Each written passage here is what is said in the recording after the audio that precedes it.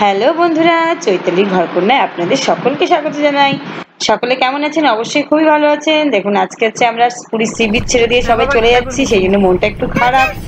আর যেতে যেতে যেহেতু যাচ্ছি, লাস্টে একটুখানি পুরী সি বিচে নামলাম।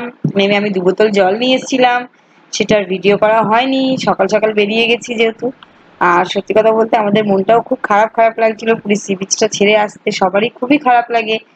আর আমরা এখন হচ্ছে গিয়ে সোজা পুরী থেকে যাচ্ছি হচ্ছে লিঙ্গেশ্বর মন্দিরে। তোমরা কি সকলে গেছো লিঙ্গেশ্বর মন্দিরে কেউ পুরী হয়ে? তাহলে অবশ্যই কিন্তু কমেন্টে জানাবে এক্ষুনি কারা কারা গেছে লিঙ্গেশ্বর মন্দির আর কাদের কাদের কেমন লেগেছে। তাই আমরা এখন লিঙ্গেশ্বর মন্দিরে যাওয়ার পথে রওনা দিলাম সবাই মিলে। এখান থেকে লিঙ্গেশ্বর মন্দির যাব প্রথমে, তারপর সেখান থেকে আমরা বাড়ি যাব। এটা তোমাদেরকেও দেখাচ্ছি আমি লিঙ্গেশ্বর মন্দিরে গেলাম, কোথায় যাচ্ছে লিঙ্গেশ্বর মন্দির আর কত বড় মন্দিরটা। এখানে রাস্তাগুলো এত সুন্দর না, যে রাস্তা দিয়ে গাড়ি চালিয়েও খুব আনন্দ লাগে, আর যারা বসে থাকে তাদেরও খুব ভালো লাগে। এত সুন্দর লং ড্রাইভে যাওয়া, যেহেতু আমরা তো পুরোপুরি গাড়ি নিয়ে গেছিলাম ভুবনেশ্বর থেকে পুরী। এত সুন্দর লাগছিল যাতায়াতটা। আর এখান থেকে চলে আসলাম হচ্ছে টোল ট্যাক্স ভরতে। সামনে টোল ট্যাক্স, আমাদের টোটাল টোল ট্যাক্স মনে হয় যাতায়াতে টোটাল টোল ট্যাক্স মানে 2200 টাকা আমাদের টোল ট্যাক্স লেগেছে, মানে টোটালটা যাতায়াতে। যেহেতু রাস্তা দিয়ে যাচ্ছি টোল ট্যাক্স তো দিতেই হবে, সে টোল ট্যাক্স দিতে দিতে আমরাও যাচ্ছি। আর আমাদেরও খুব ভালো লাগছে। পাপানের কাজ কি জানো তো, সব থেকে বড় কথা হচ্ছে গাড়িতে উঠবে, উঠে ওর বাবা যেই ম্যাপটা সেট করবে গাড়ির ভেতরে, ও সব কটা ম্যাপ নিয়ে শুধু ঘাটতেই থাকবে অ্যাকচুয়ালি আছে কোথায়। দেখো, আমিও তোমাদের সঙ্গে গল্প করতে করতে চলে আসলাম হচ্ছে লিঙ্গরাজ টেম্পলের কাছাকাছি। তোমাদেরকে দেখাচ্ছি, দেখো লিঙ্গরাজ টেম্পলের যেখানে আমরা লিঙ্গরাজ টেম্পলে রয়েছে সেখানে আমরা অলরেডি নেমে যাচ্ছি গাড়ি থেকে। ওখানে গাড়িটাকে গ্যারেজ করে রেখে দিলাম। আর দেখো কি সুন্দর কাঠবাদাম গাছ।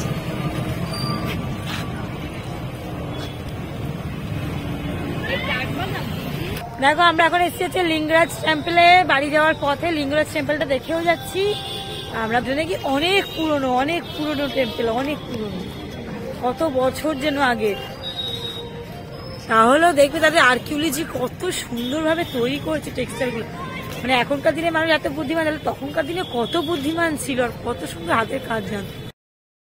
এটা হচ্ছে লিঙ্গরাজ টেম্পলের সামনে এই কুণ্ডটা রয়েছে, পুরো জল ভরা, চারদিকে পুরো মাঝখানটায় জল আর চারদিকে খুব সুন্দর করে বাঁধানো রয়েছে সিঁড়ি দিয়ে দিয়ে দিয়ে। আমার এত সুন্দর লাগছিল দেখতে, মনে হচ্ছিল কখন নামবো। আর লিঙ্গরাজ টেম্পলটাও এত সুন্দর, বাইরে থেকে দেখলে না বোঝা যাবে না, ভেতরে এত সুন্দর না টেম্পলটা। আগে যে যারা যারা যাবে তারা তারা বুঝতে পারবে। ভেতরে অ্যাকচুয়ালি না ফোন কোনো কারণে অ্যালাউ নেই, সেহেতু আমরা ফোন নিয়ে যেতে পারিনি। আর উড়িষ্যায় গেলে আর কিছু না, উড়িষ্যায় যে কোনো ধরনের বাদাম পাওয়া যায়, কাজু বাদাম বলো কাঠবাদাম বলো, প্রচুর পরিমাণে বাদাম হচ্ছে উড়িষ্যাতে পাওয়া যায়।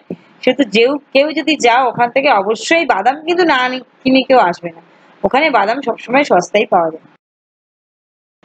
দেখো, আমরা এখন যাচ্ছি হচ্ছে লিঙ্গরাজ টেম্পলের দিকে। আমরা এখনো টেম্পলের ভেতরে যাইনি। সাইডে না অনেকগুলো মন্দির আছে, মানে লিঙ্গরাজ টেম্পলের সামনের দিকে অনেক ছোট ছোট ছোট ছোট মন্দির আছে, সেখানেও পুজো হয়। কিন্তু সেগুলো কি সুন্দর উঁচু উঁচু করে, মানে অনেক পুরোনো দিনে তো খুব সুন্দর লাগছিল। আর লিঙ্গরাজ টেম্পলটা সামনেটা দেখো, দুটো সিংহ বসে রয়েছে, খুব সুন্দর করা, একদম চূড়াটা কি সুন্দর করা, কালারফুল। ঠিক তার যে একদম সামনে যে চৌকো মতো দরজাটা, তার ভেতর থেকে হচ্ছে লিঙ্গরাজ টেম্পলের ভেতরে যাওয়া যায়। আর ভেতরটাতে গিয়ে এত মন্দির, ভেতরে এত ঠাকুর ওখানে। আর একটা বড় মানে রয়েছে, নন্দী ভিঙ্গি রয়েছে, এত বড় ওখানে, খুব সুন্দর ভেতরটাতে। যারা গেছে তারাই বলতে পারবে। ভেতরে ফোন নিয়ে নেয়নি, নাহলে যদি ফোনের যদি অ্যালাউ থাকতো আমি অবশ্যই ভেতরে নিয়ে গিয়ে সবাইকে দেখাতে পারতাম যে ভেতরের টেম্পল গুলো এত সুন্দর। ওখানে আমরা ভেতরে গেলাম, ভেতরেই ঠাকুরের পুজোর জিনিস সবকিছু পাওয়া যায়। নারকেল হোক, দুধ হোক, বেলপাতা হোক, শিব ঠাকুরের জন্য, সেগুলো আমরা সব ওখান থেকে কিনে নিয়ে গিয়ে, ওখানে মন্দির আছে কোনো পুরোহিত, তোমরা যদি ইচ্ছা হয় তোমরা পুরোহিত দিয়ে পুজো দিতে পারো, বা আমরা নিজেরাই পুজো দিয়েছিলাম। ওখানে শিব ঠাকুর ছিল, গিয়ে শিব ঠাকুরকে সবকিছু ফুল ওখান থেকে দিলাম, দিয়ে দুধ দিয়ে, তারপর ওখান থেকে বেরিয়ে এসে ধূপকাঠি দিয়ে পুজো দিলাম। আর ওখানে ঠাকুরকে এত সুন্দর করে ব্রাহ্মণ মশাইরা যারা ছিলেন ভেতরে ভোগ দিচ্ছিলেন, যে জন্য একদম আমাদের লাইনটাকে সাইড করে দিচ্ছিল, যেহেতু ঠাকুরকে ভোগ দিতে যাচ্ছিল। ভোগে যেনারা ভোগ দেবেন তাদের জন্য আমাদের যেন নাক ছোঁয়া লাগে, সেজন্য তারা একদম সাইড করে গেছিল।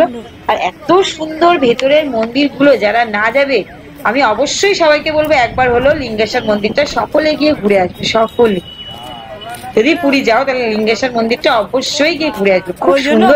ছুতে বারণ করছিল ওনারা ভোগ দিতে যাবে বলে। দেখো, আমাদের লিঙ্গেশ্বর মন্দির ঘোরা হয়ে গেল। মন্দিরটা 1600 বছর পুরনো মন্দির। এত সুন্দর মন্দির, কিন্তু ভেতরে তো ফটো তোলা বারণ, যে জন্য এই দেখা যাচ্ছে রুদ্র ফল। ধরো না দেখা যাচ্ছে রুদ্র ফল। তোমার অনেক লোক যায়, আমার কাছে রয়েছে, কেদারনাথ থেকে এনেছে। আমরা এখান থেকে চলে যাচ্ছি হচ্ছে এবার গ্যারেজে, গাড়ি যেখানে গ্যারেজ করেছি সেখান থেকে গ্যারেজ থেকে গাড়িটা বের করতে যাবো। আর যেহেতু সকাল কেউ টিফিন করেনি, পুজোটা দেওয়া হয়ে গেছে, এই জন্য সবাই টিফিন করতে হবে। আর মঙ্গলবার ছিল যেহেতু, আমার নিরামিষ ছিল, তাই ওখান থেকে ফল কিনে নিচ্ছি অনেকটা, লেবু আপেল অনেক সস্তাও ছিল ওখানে, ওখান থেকে ফলও কিনে নিচ্ছি। আর সবাই চলে গেলো ইডলি ধোসা খেতে, পাশাপাশি ছিল ইডলি ধোসা বড়া, যে যার মতো টিফিন খেলো, খেয়ে আমরা আবার বাড়ির দিকে রওনা হলাম। আর দুপুরে লাঞ্চ করে নিলাম রাস্তায়। সেটা তোমাদের সঙ্গে গল্প করতে করতে আজকের মতো ভিডিও আমি এখানেই শেষ করছি। আবার আসছি নেক্সট ভিডিও নিয়ে।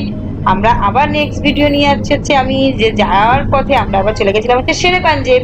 সেহেতু তোমাদের এরপর আমি দেখাচ্ছি কোলাঘাটে সেরা পাঞ্জেবে গিয়ে আমরা কি কি করলাম, কি কি খেলাম, কিভাবে ঘুরলাম, আর ওখানে কি কি জিনিস দেখার মতো আছে। এটা হচ্ছে পরে নেক্সট ভিডিওতে আসতে চলেছে। আজকের মতো এখানেই ভিডিও আমি বন্ধ করলাম। আর সবাইকে বলছি আমার চ্যানেলটাকে প্লিজ সবাই সাবস্ক্রাইব করে দিও, আর অনেক অনেক লাইক করে দিও চ্যানেলটাকে। আজকের মতো টাটা বাই বাই, আবার আসবো নতুন ভিডিও নিয়ে। তোমাদের যাওয়ার পথে কোথাও একটা কথা বলি, দেখো পাশে এত ধান ক্ষেত, কিন্তু সবগুলোকে আগুন জ্বালিয়ে দিয়ে পুড়িয়ে দিয়েছে, যেটা হচ্ছে গভর্নমেন্ট থেকে অ্যাকচুয়ালি বারণ পলিউশনের জন্য। কিন্তু আমার দেখে খুব খারাপ লাগছিল যে চারপাশে প্রচুর জায়গা রয়েছে যেখানে শুধু আগুন দিয়ে সব ঘাসগুলোকে পুড়িয়ে ফেলা হচ্ছে, মানে বিচুলিগুলোকে।